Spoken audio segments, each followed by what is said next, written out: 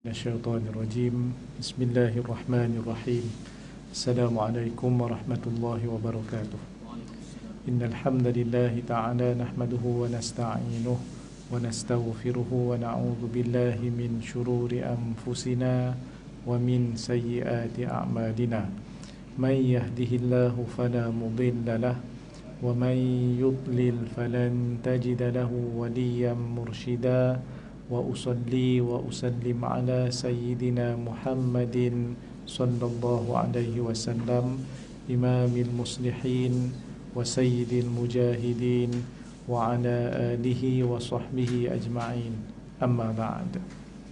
Tuan-tuan dan puan-puan sekalian yang dirahmati oleh Allah Subhanahu wa taala, pertamanya marilah sama-sama kita merafakkan rasa syukur kepada Allah Subhanahu wa taala di atas segala nikmat yang Allah berikan kepada kita. Alhamdulillah, kita juga bersyukur kepada Allah Subhanahu wa taala yang masih panjangkan umur dan usia kita sehingga saat dan ketika ini dalam keadaan sihat walafiat. Hari ini kita berada pada tanggal 22 Jumadal Ula 1445 Hijrah. Kita berdoa kepada Allah Subhanahu wa taala agar segala amal soleh yang kita lakukan sebelum ini semuanya diterima oleh Allah Subhanahu wa taala. Allahumma amin.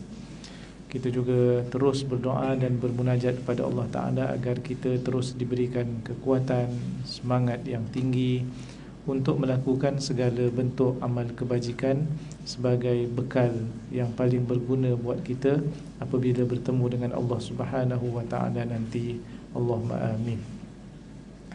Tuan-tuan dan puan-puan sekalian yang dirahmati oleh Allah Subhanahu wa taala, kita sambung daripada kitab Riyadhus Shalihin karangan Imam An-Nawawi. Tajuk pada tengah hari ini bab tahrimiz zulmi wal amru biraddil mazalim.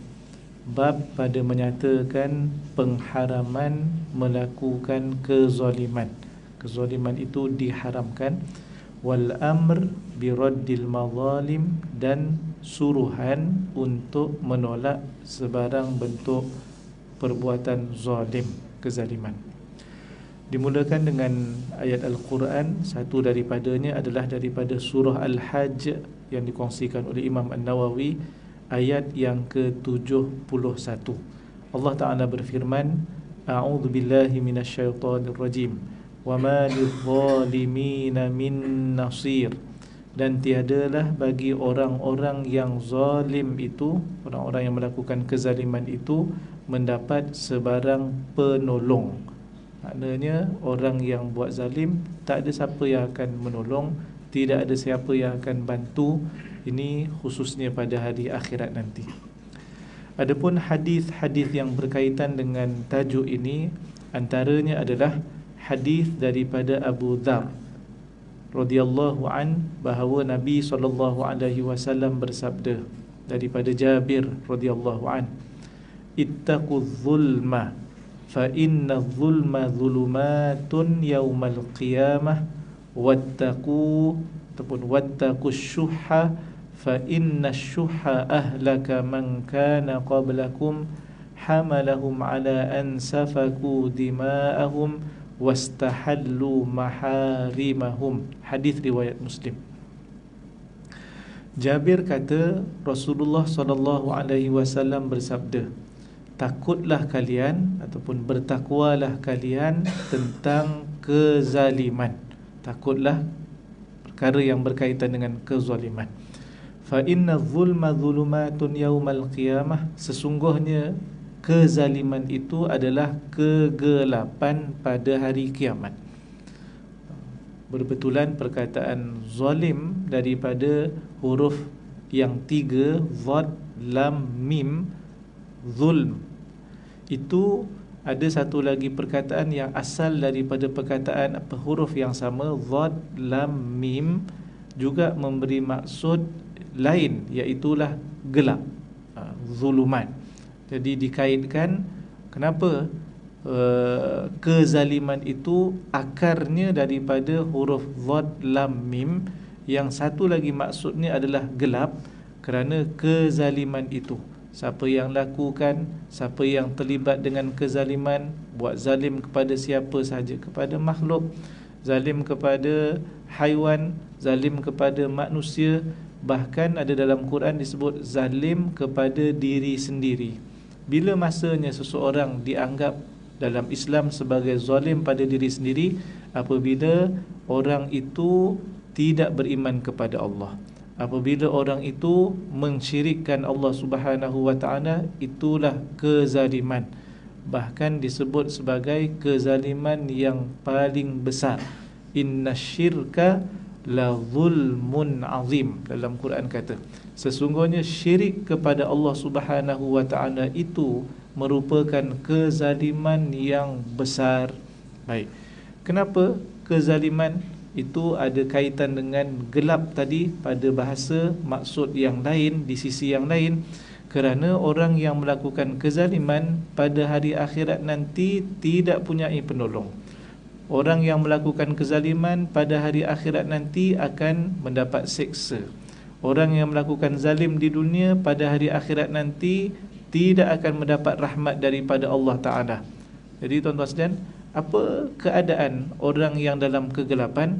Teraba-raba, dalam keadaan mencari-cari, dalam keadaan siapa dia yang boleh tolong, siapa dia boleh dapatkan cahaya, siapa dia yang boleh dapatkan itu dan ini.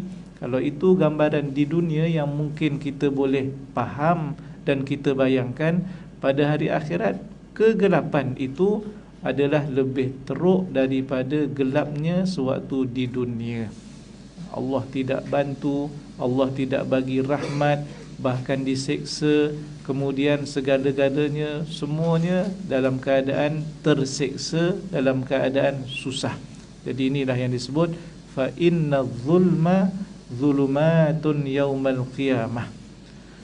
Satu lagi kita ni pun selalu sebut kan, kalau kita kata ada orang yang nampaknya dengan usaha dia, dengan pandainya dia belajar, dengan kejayaan yang dia dapat sekarang, biasanya kita akan kata jangkaan kita orang macam ini masa depannya cerah.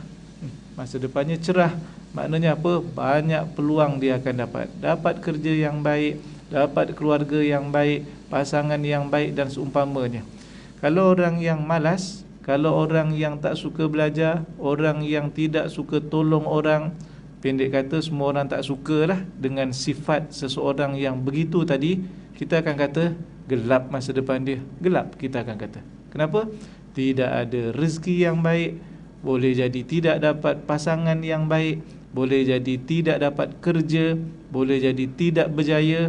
Itu bahasa yang kita guna di dunia. Bayangkan perkataan itu disebut dalam hadis ini, kegelapannya adalah pada hari kiamat nanti. Sedangkan pada hari kiamat nanti semua kita sangat perlu kepada pertolongan Allah Ta'ala.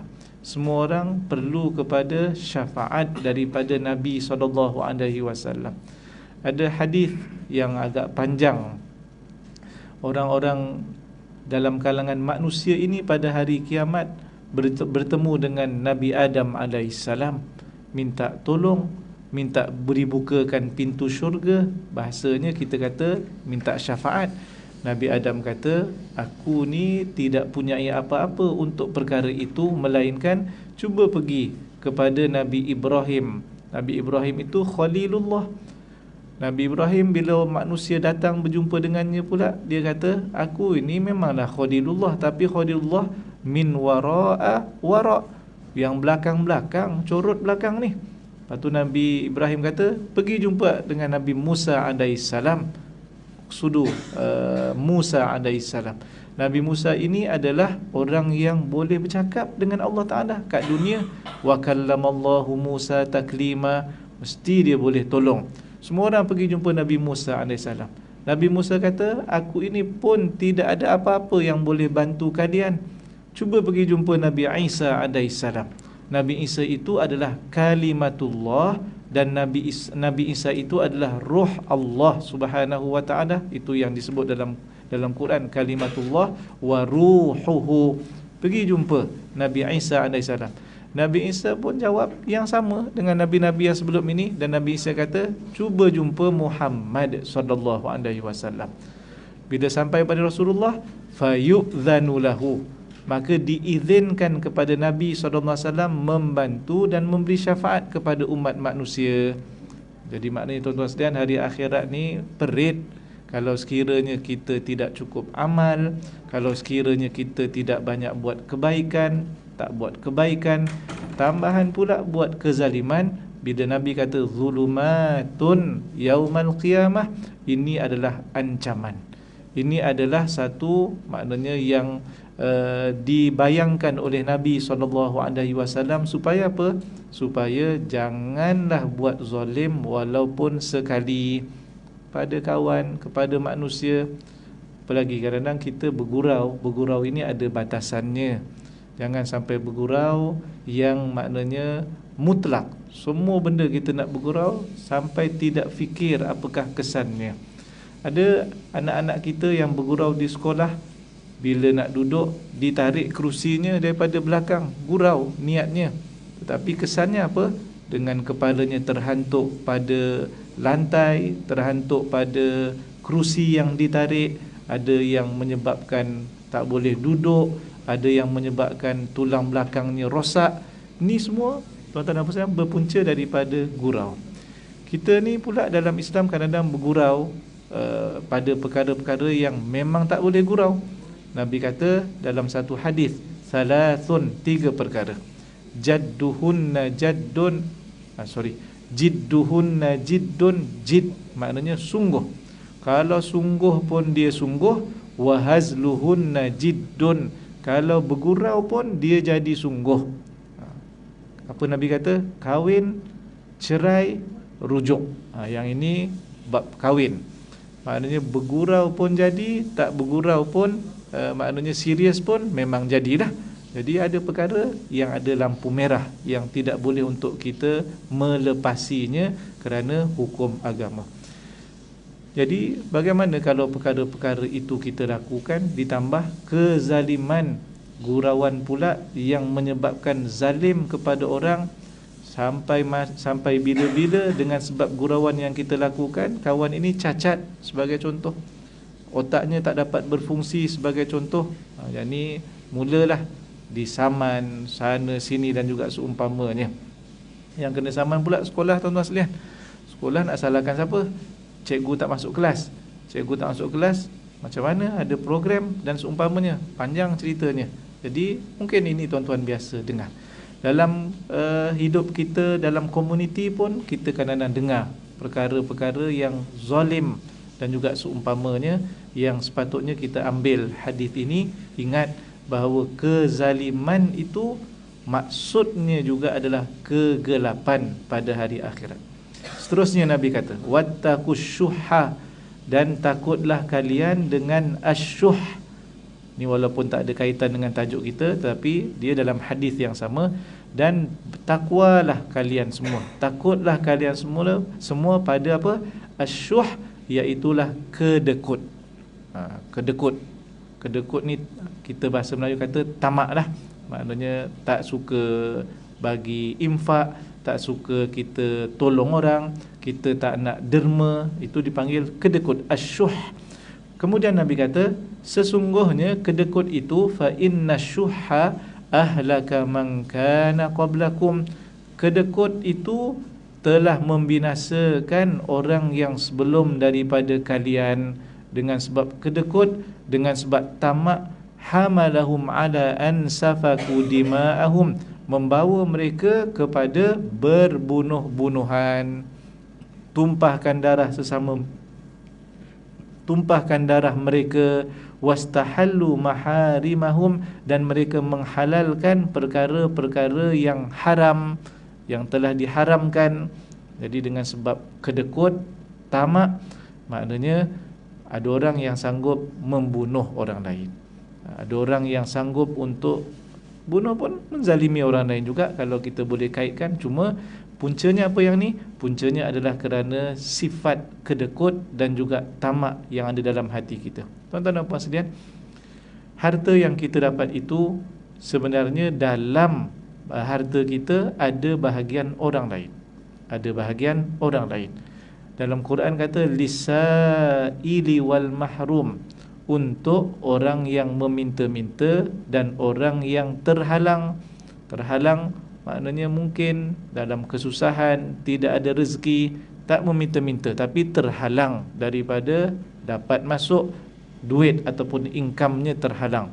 Meminta-minta yang ni orang yang dia tak simpan lagi, tak sembunyikan lagi sifat malunya itu, sebaliknya sanggup untuk meminta dan juga pergi jumpa orang lain minta itu dan ini. Jadi ada orang yang begini. Tapi ada tambah satu lagi zaman sekarang ni, scammer lah tuan-tuan sekalian. Scammer ni banyak kali diingatkan, masih ada juga dalam grup kita yang nombornya telah dihack oleh orang lain, tetapi masalahnya orang masih percaya. Akaun kena ni lah, beku lah, freeze lah, boleh pinjam tak 2,500. Daripada dulu 2,500 tuan-tuan sekalian. Ada satu mesej tu memang semua 2,500. Ada satu lagi 800. Pinjam pagi, petang pulangkan. Petang pulangkan.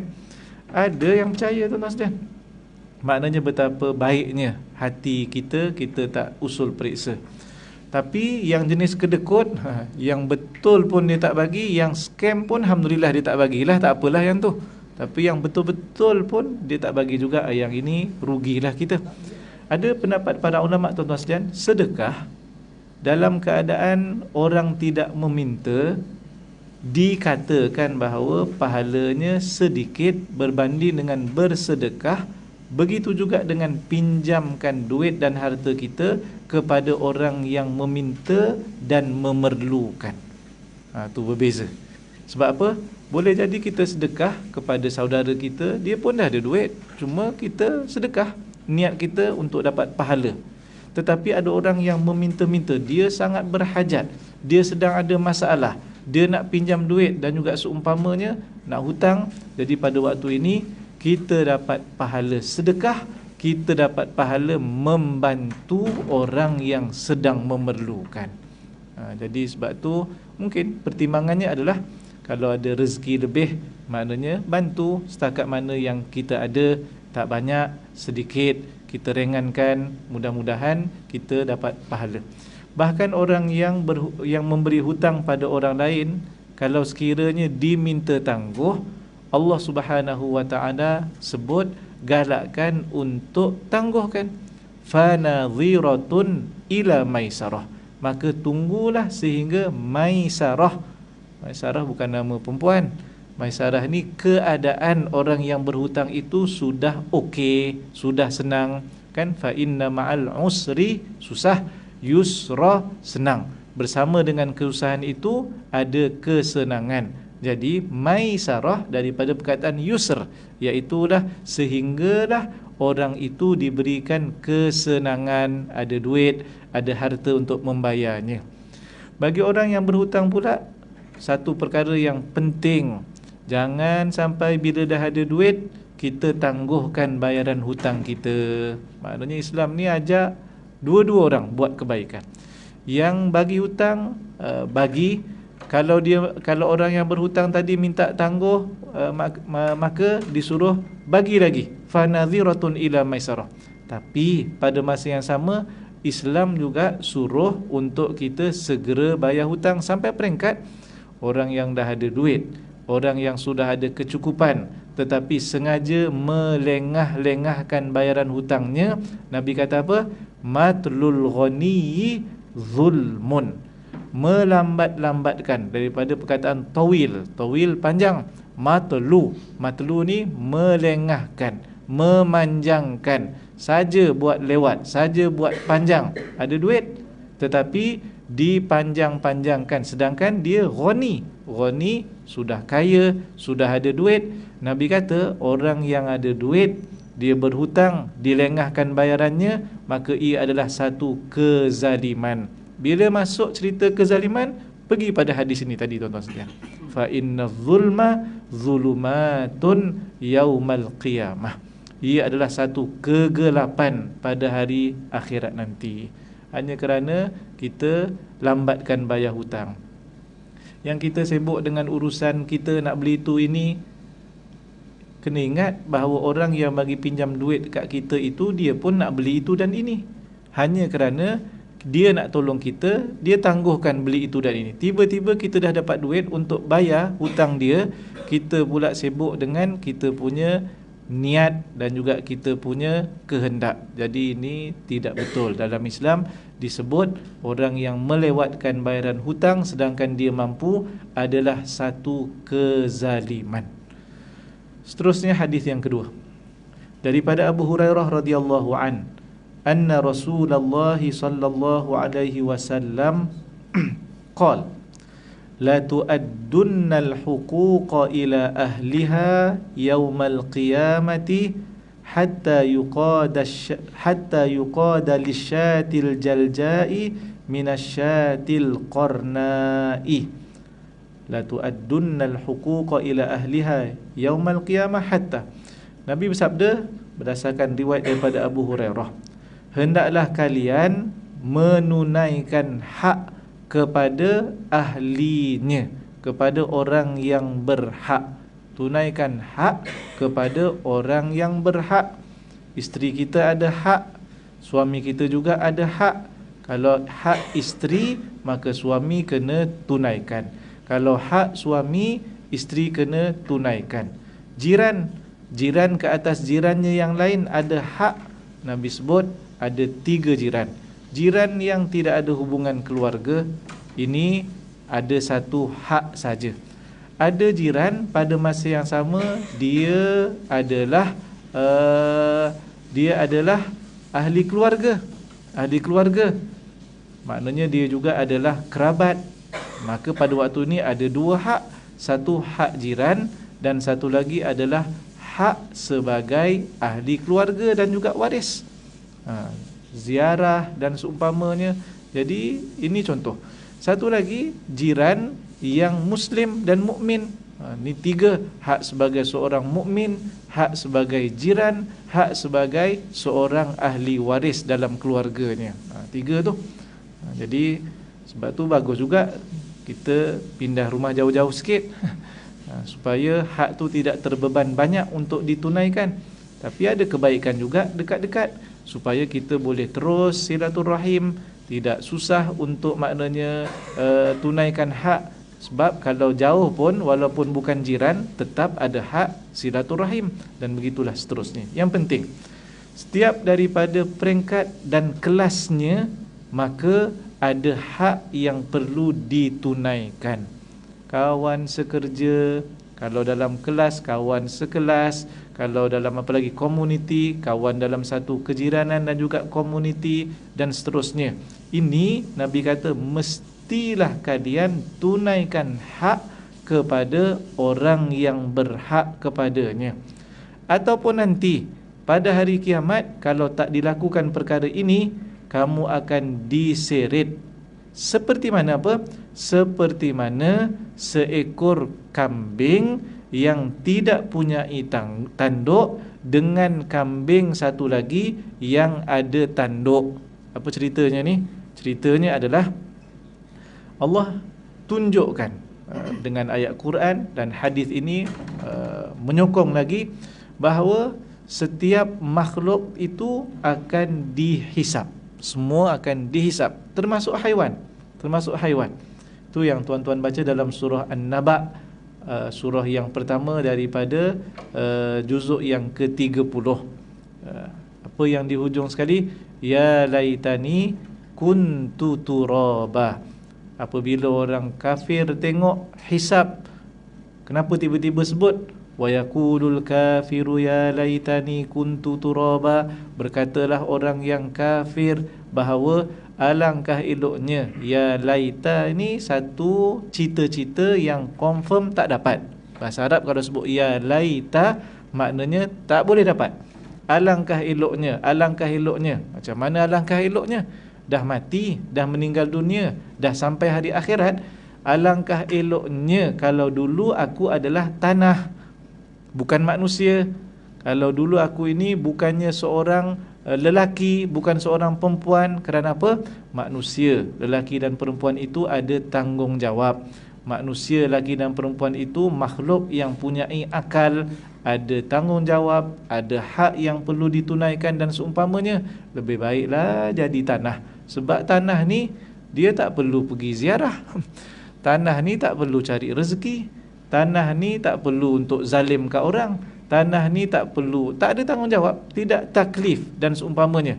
Itu yang tiba-tiba berkatalah orang kafir, alangkah eloknya kalau dulu aku adalah tanah. Persoalannya, boleh ke jadi tanah pada waktu itu?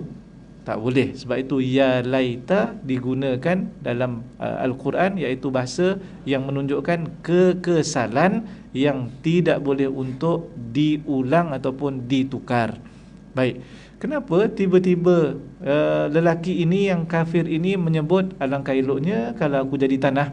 Kerana dalam tafsir sebut Allah tunjukkan di hadapannya pada hari akhirat 2 ekor binatang yang bergaduh di dunia dahulu dihisap oleh Allah Subhanahu wa taala. Dihisap. Binatang pun dihisap. Yang satu ni ada tanduk, yang satu lagi tak ada tanduk. Bila dia bergaduh, yang ada tanduk menang, mati yang satu lagi. Lalu dihukum yang zalim. Jadi itulah keadilan Allah Subhanahu wa taala hatta kepada haiwan. Jadi lelaki ni tengok, bila dia tengok kambing pun kena, apa yang dia akan terlintas? Tak lama lagi aku kena dah ni. Jadi itu yang difikirkan. Itu yang terus saja secara spontan berkata, alangkah eloknya aku ini dulu adalah tanah, bukan manusia, bukannya orang. Jadi ini sehingga diseret, iaitulah 2 ekor haiwan, dalam ni kambing. Satu kambing yang tak ada tanduk, satu lagi kambing yang ada tanduk kornak. Kerana apa? Dihisap. Maknanya kalaulah binatang itu begitu, yang satu menzalimi, yang satu lagi ada hak tetapi tidak ditunaikan haknya, maka begitulah manusia akan dihisap oleh Allah Subhanahu wa taala. Sebab itu pastikan tunaikan hak kepada orang yang berhak. Kita boleh bermuhasabah dalam sehari hak anak-anak kita. Begitu juga dengan siapa-siapa yang punya hak yang paling dekat dalam keluarga lah, tuan-tuan sekalian. Isteri, pasangan kita, anak kita. Cuba tengok pula ibu kita yang masih hidup, ayah kita yang masih hidup, ibu mertua kita, bapa mertua kita. Berapa lama dah kita tidak ziarah, berapa lama dah kita tidak balik. Sibuk memang sibuk. Dan seumpamanya, saya pernah kerja di Kuantan. Kerja di Kuantan ni boleh tahan jauhnya, Kuantan ke Gombak 250 km. Dalam keadaan kita ni rasa macam tak banyak ziarah mak bapak. Balik pun sebulan sekali. Sekali jumpa kawan, tuan-tuan sekalian, ziarah kat sana, dia kata dah 3 tahun tak balik ni. Dia kata jauh. Sekali balik ustaz habis 500, dia kata. Oh masya-Allah. 500. Jumpa lagi kawan, tuan-tuan sekalian, Melaka, dekat dah sikit banding Kuantan. Ini pun sama, sampai ayahnya yang pergi ziarah dia, tuan-tuan sekalian. Jadi kita kena fikir, muhasabah. Tanpa ayah dan ibu kita tidak ada. Dalam syariat Islam, kalau anak bunuh ayah akan dihukum kisos. Tetapi kalau ayah bunuh anak tidak dikenakan kisos. Tapi tajuk ni pendek je lah cerita, bukan nak cerita panjang tajuk tu. Jangan pula kata, oh anak boleh ayah boleh bunuh anak yang rupanya. Bukan. Nak ceritanya hukum kisos itu berbeza di antara kalau anak bunuh ayah berbanding dengan ayah bunuh anak sendiri. Kerana apa? Anak-anak itu ada dengan sebab ayah dan juga ibu, dengan izin Allah Subhanahu wa taala. Jadi tidak boleh seorang anak mentiadakan usulnya. Tetapi usul boleh mentiadakan anaknya dari aspek apa? Tidak dikenakan kisos. Jadi berbeza hukumnya. Tiba-tiba kita ni dengan alasan yang pelbagai tidak tunaikan hak ibu kita yang dia perlukan bantuan kita, yang dia perlukan. Dia bukan kerana nak duit, tuan-tuan sekalian. Saya ingat mak bapak kita ni bukan nak duit. Kita bagi dia duit, lepas tu duit yang sama dia bagi ke anak kita. Maknanya dia bukan nak duit. Dia nak suruh kita jadi orang. Tu je lah, nak suruh jadi orang. Ingat orang tua dan seumpamanya. Bahkan keberkatan dalam hidup kita, keberkatan dalam keluarga kita, dalam kerja kita, sebenarnya sangat bergantung kepada restu daripada ibu dan juga bapa kita. Tuan-tuan ingat balik apa yang ibu kita pernah doakan kita dahulu, mungkin itulah yang menyebabkan kita berjaya sekarang. Dan juga seumpamanya, sikit je kadang-kadang mak doakan kau, tapi cuba ingat tuan-tuan sekalian, ini Masya Allah kuasa ataupun kuasa Allah Ta'ala melalui seorang ibu dan juga ayah. Seterusnya, hadis yang berikutnya adalah daripada Aisyah radhiyallahu anha, anna Rasulullah sallallahu alaihi wasallam qala, man zalama qida shibrin minal ardi tuwiqahu min sab'i aradin. Aisyah kata Rasulullah bersabda, siapa yang melakukan kezaliman walaupun tanah itu sejengkal. Apa maksud zalim? Dia tukar sempadan, dia ambil tanah orang lain, dia tukar batu sempadan, orang lain pun, orang jirannya mungkin tak tahu dan seumpamanya, walaupun sejengkal. Sejengkal tuan-tuan sekalian, nak korek kita punya parit itu pun dah berapa jengkal dah, maknanya sikit sangat dah tuan-tuan sekalian, sikit sangat sejengkal ni. Nabi kata walaupun hanya kadar sejengkal, zalim kat orang, tipu orang lain dan juga seumpamanya, sehingga kita mengambil hak mereka walaupun sejengkal, Nabi SAW menyebut pada hari akhirat akan dikalungkan tuwiqahu ni dikalungkan di lehernya, min sab'i aradin, sebanyak dan seberat ataupun seluas 7 kali dunia tuan-tuan sekalian. Sejengkal. Jadi saya nak, kalau satu dunia je Ustaz, bagi 7 lah sejengkal tu, berapa inci je.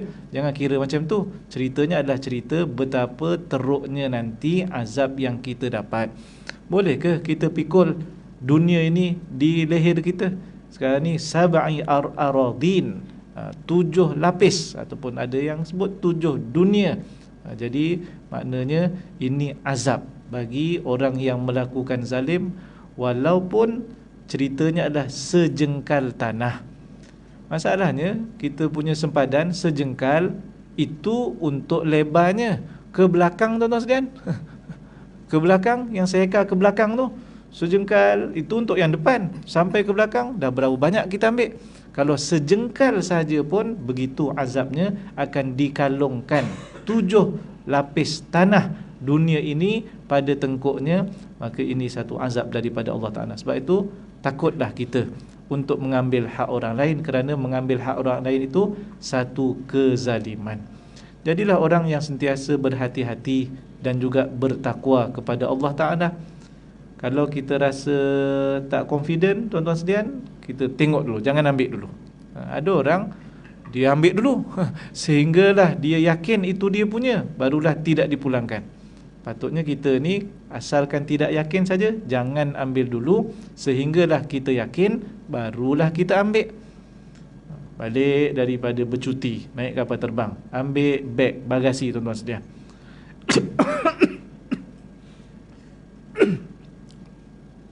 Yang kita ambil semua beg buat turun, wah bukan saya punya, campak balik. Air zam-zam macam tu juga, kotak semua sama tuan-tuan sekalian, ambil, oh bukan, dia campak je sekali lagi tuan-tuan sekalian. Cuba letak elok-elok. Dan juga seumpamanya, beg pun macam sama. Kadang-kadang dengan sebab kita tarik itulah terkoyak, tercabut dan seumpamanya, itu satu kezaliman. Tuan dia tengok je tuan-tuan sekalian. Mungkin. Jadi hati-hati bila kita nak ambil. Iyalah, kita nak cerita, Ustaz, saya pergi satu negara tu bagus, dia punya beg, dia pusing siap-siap, dia punya tempat pemegang dekat dengan laluan kita. Kenapa negara kita? Nantilah yang tu sampai peringkatnya tak apalah. Sementara tak sampai macam tu janganlah ambil beg orang, tu je. Kalau orang terambil pula macam mana? Buat report cara baik dan juga seumpamanya. Yang penting jangan menzalimi orang lain, jangan ambil hak orang lain dan juga seumpamanya. Seterusnya, daripada Abu Hurairah radhiyallahu anhu, daripada Nabi SAW, man kanat indahu mazlimatun li akhihi min 'irdihi aw min syai'in falyatahallalhu minhu al-yawm qabla an la yakuna dinarun wala dirhamun in kana lahu 'amalun salihun ukhidha minhu biqadri madlimatihi wa illam yakun lahu hasanatun ukhidha min sayyiati sahibihi fahumila alaih. Hadis Al-Bukhari. Abu Hurairah kata, siapa yang melakukan kezaliman kepada saudaranya, ada buat zalim, min irdihi, pada aspek maruahnya, au min syai'in, ataupun apa-apa saja, mungkin hartanya, mungkin barangnya, mungkin duitnya terambil ataupun seumpamanya, Nabi suruh apa? Falyatahallalhu minhul yaum, mintalah halal daripadanya hari ini juga, jangan tangguh. Minta halal. Minta halal ni minta maaf ke? Tak, minta halal. Maksudnya minta maaf sampai dia maafkan. Kalau harta, saya minta halal ya, saya tak halalkan, pulangkan dulu baru saya halalkan. Maknanya kena pulangkan. Itulah maksud falyatahallalhu. Dan Nabi kata al-yaum, pada hari ini. Sebelum bila? Qabla alla yakuna dinarun wala dirhamun, sebelum nanti dinar sudah tidak berfaedah, dirham juga sudah tidak berfaedah. Maksudnya apa? Hari akhirat. Hari ini juga dimaksudkan adalah sementara masih hidup. Sebab bila meninggal dunia dah tak ada peluang dah untuk kita minta halal. Inilah maksudnya minta maaf. Inilah maksudnya yang kita selalu sebut kosong-kosong. Jangan tunggu hari raya. Tapi kalau hari raya itu menjadikan kita lebih berani pun tak apa, daripada tak minta langsung. Hari raya minta maaf tak? Tak. Raya haji? Tak. Raya apa lagi? Maulid Rasul? Tak. Bila nak minta maaf? Hari kiamat dia kata. Tak payah. Jangan tunggu hari kiamat. Sebab waktu tu dinar sudah tidak berfaedah, dirham sudah tidak berfaedah. Dan Nabi sebut, sekiranya nanti sampai masanya pada hari akhirat, duit dirham tak ada faedah, duit dinar tak ada faedah, waktu tu kalau dia ada amal soleh, maka akan diambil daripada amal soleh itu berkadar dengan kezalimannya. Diambil, maknanya dipotong. Dia buat, dia solat, dia zakat, dia haji sebagai contoh, adalah kebaikan, berapa banyak pahala ada, tengok kezaliman yang dibuat, diambil. Ni nak selesaikan dia punya perhitungan. Tapi Nabi kata, sekiranya dia tak ada kebaikan langsung, tak ada amal soleh langsung, tidak ada hasanah langsung, akan diambil kejahatan kawannya itu dan akan ditanggungkan kepadanya. Hadis ni maknanya sama naratifnya dengan hadis muflis yang kita pernah sebutkan sebelum ini. Jadi hari akhirat dinar dirham dah tak ada faedah. Yang orang nak adalah dosa, yang orang tidak mahu adalah, yang orang nak adalah pahala, yang orang tak nak adalah dosa. Tapi waktu tu memang transaksinya adalah dosa dan pahala. Kalau kita ada amal soleh, kita ada juga buat zalim dan buat jahat kepada orang lain, maka pahala kita itulah yang akan diambil untuk settlekan kezaliman itu. Tapi kalau tak ada kebaikan, kalau tidak ada pahala, maka kawan kita yang buat zalim, kawan kita yang buat jahat ke orang lain, maka dosanya itu yang kita pukul dia, yang kita buat zalim kat dia, dosanya itu yang akan dipindahkan kepada kita. Na'udzubillah. Jadi tuan-tuan dan puan sekalian, itulah beberapa perkara daripada hadis Nabi untuk kita tidak melakukan zalim, untuk kita tidak tunaikan hak kepada orang yang berhak, dan pastikan kita sentiasa bertakwa kepada Allah Ta'ala dalam semua perkara, tindakan yang kita lakukan, percakapan yang kita ucapkan dan seumpamanya. Mudah-mudahan selamat di dunia dan juga di akhirat, insya-Allah. Saya rasa cukup sekadar tu pada tengah hari ini. Yang baik datang daripada Allah, yang kurang daripada saya. Aku qauli hadza astaghfirullahal azim li wa lakum. Assalamualaikum warahmatullahi wabarakatuh. A'udzubillahi minasyaitonir rajim. Bismillahirrahmanirrahim. Alhamdulillahi rabbil alamin. Wassalatu wassalamu ala asyrafil anbiya'i wal mursalin wa ala alihi wa sahbihi ajma'in. Allahumma faqihna fid din wa 'allimna at-ta'wil wahdina siratal mustaqim. Allahumma anfa'na bima 'allamtana wa 'allimna ma yanfa'una wa zidna ilma. اللهم انصر إخواننا المسلمين والمستضعفين والمجاهدين في فلسطين وفي كل مكان. اللهم عليك باليهود ومن عاونهم. وصلى الله على سيدنا محمد وعلى آله وصحبه وبارك وسلم والحمد لله رب العالمين.